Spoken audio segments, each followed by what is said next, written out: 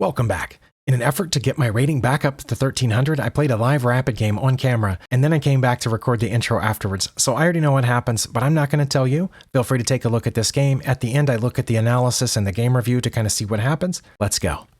Okay, I think I'm in the right headspace. I've prepared myself for any strange and weird openings. I'm just going to go with it. I'm going to do my best. I'm going to try to remember my opening principles. I'm going to try to watch my bishops and my opponent's bishops because I miss those very often. Let's just do this. It looks like I'm going to get the white pieces, so I will open with d4. My aim is to get back above 1300 and then to get to 1400. Okay, I'm not sure what d6 does. I'm just going to go ahead and play c4.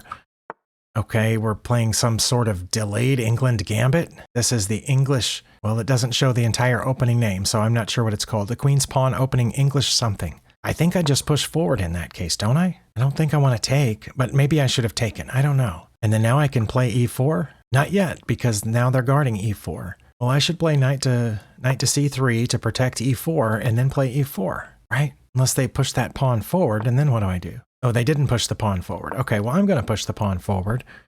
Okay, I heard that one. Okay, now they're trying to break in here, but I think I can just take that. So I think I should get this knight out and prepare to castle, right? Okay, if they take that, I'll take. If they push forward, then they're just locking up the center, and we'll have to take that into account. I don't think I want to put my bishop here where it just becomes the pawn, kind of a useless pawn that guards the two pawns there. But I do need to get it out so I can castle. However, it looks like my opponent has opened up some lines through this way and this way. So maybe I want to delay castling just a minute. Not sure. For example, do I want to go ahead and play b4 in case they push that pawn forward? But if they push that pawn forward and I take, then they're just going to take. But then I'll have a passed pawn. So maybe I should play that. Or maybe I should play a3 first and then b4. I don't know. I'm going to play b4 just in case they wanted to take. There we go. Now we've got a fully locked center. I have to keep in mind that my knight's the only thing guarding that pawn, so I'm probably going to want to put my queen over here someplace, probably on c2, to have an extra defender on that pawn. But this file, the c file is completely open, so I might not want to put my queen there. Maybe I want to put my bishop there. I also need to develop this bishop at some point. I don't know about there because it's just going to be pointing at that front pawn. Okay. They've done that, so let's do this. Prepare to castle. I don't know, maybe I should have played h3 at that point.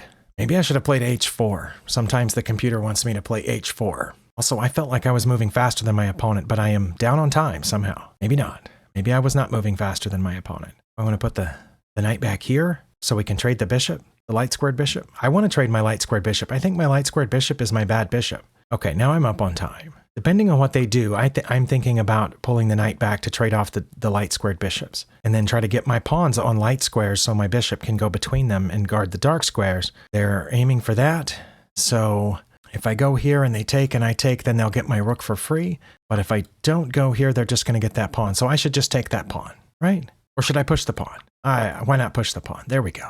Now I can play this if they don't play that. If they play a4, oh, then I could just take it with my knight. Okay. Oh no, but then there'll be nothing guarding that.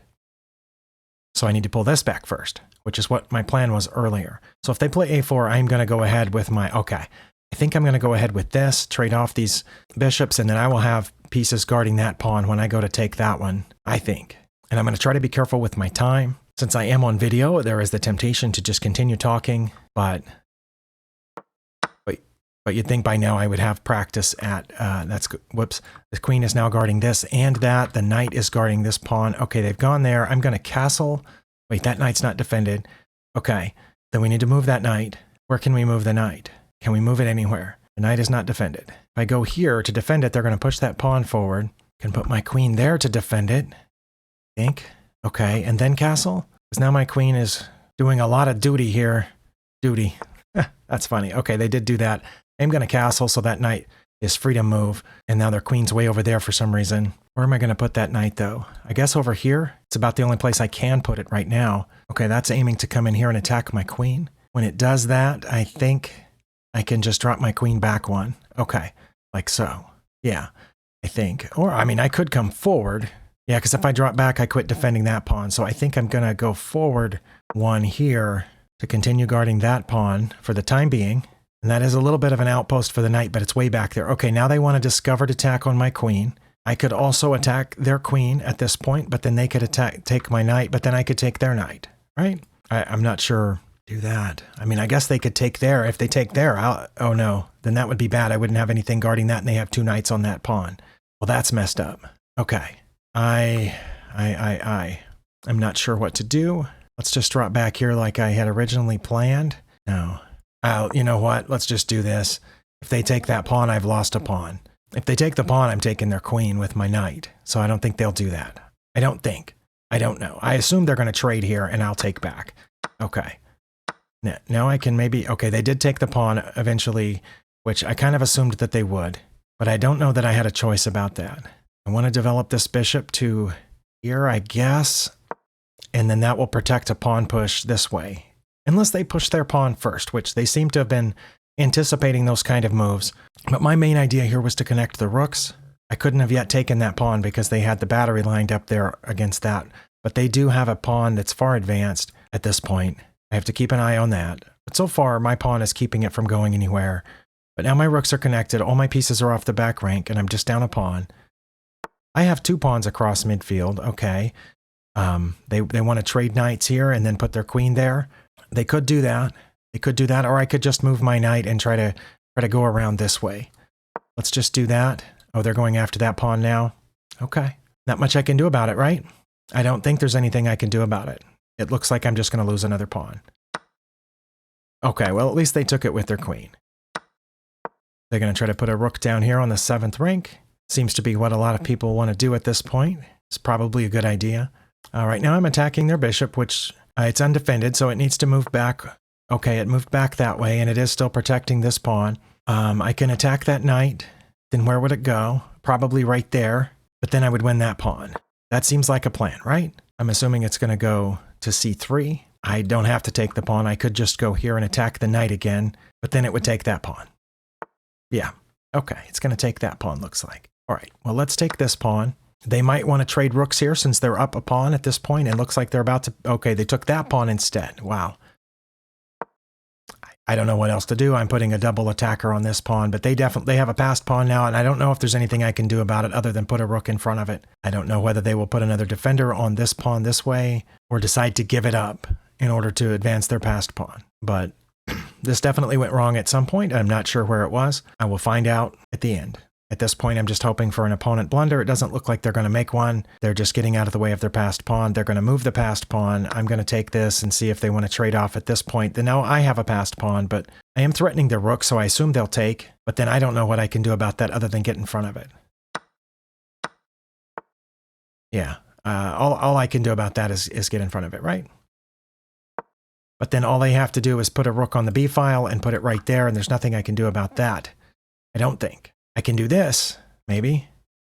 Okay, yeah, they did what I thought they would do. I can give myself an out here, but yeah, I mean, right? They're going to put a rook right there, and I'm going to have to take it.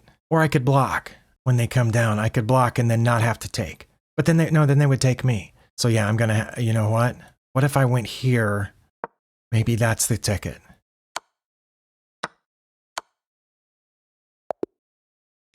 That wasn't the ticket. Yeah, it was mate in 1. I had to block with, I thought it was. I had to block with my bishop, and then they would just take it, and that would be mate. Well, my rating is continuing to go backward, but I'm trying not to worry too much about that. I'm just trying to watch out for, I'm just trying to play solidly, but it's not working. In this case, I had 3 mistakes and 2 misses. Okay, it does look like we were fairly even up until we entered the middle game, but that's usually where I go wrong. That was the last book move, the queen's pawn opening. Okay, it says I have a 59% win rate in the queen's pawn opening. I don't believe that for a second. But as you know, if you don't have a paid account on chess.com, if you actually click on that 491, it takes you to the opening explorer, and then it shows that there's an entirely different number with an entirely different win rate. So the numbers that are presented right here are not true. Okay. Okay, that was a mistake. Backing up. I did have a slight advantage, and that says that wasn't their best move. I'm going to switch over to the analysis board. What should I have played? I should have played knight to d1. That's the only move. Okay, so that's where it went wrong then. All right, the only move was to knight to d1, or knight c to b1 would have given my opponent a very slight advantage and probably would have been counted as an inaccuracy. But knight to d1 is the only move that maintained my very slight advantage. Okay, well, that was my worry, that I couldn't defend, or I was going to have a hard time defending that pawn, but that turned out to be a mistake there. Okay, back to the review. It says, yeah, it says I had to go back there. Okay, next. That was a miss. All right, what was I worried about here? I can't remember exactly what I was thinking by moving that back there. Oh, I probably should have put it on b1 at this point and attacked that pawn. Probably. No, I should have put a knight on b3 to attack their queen immediately. Okay, what I was worried, that was an inaccuracy for them to play that. If it was an inaccuracy, then why do I have such a small advantage? But yeah, they were coming in here, and so it says I should have gone ahead and challenged their queen at that point too. But I think they would have just, wait, it says if I played knight to b3, they would just put their, they would put their queen here. And then I would play bishop to e3, not there, to here. What would that do? Just develop it, I guess? So that's what I had to do, was attack their queen instead of playing defensively. I was trying to give my queen some running room at that point, but it did not. That was not what I should have done. Okay. Then they played knight to c5, and I should have moved my queen all the way over here instead of staying in the vicinity. But instead I went there, which was a mistake, and they brought their rook over, which is what they should have done. I played my best move at this point, and they took it.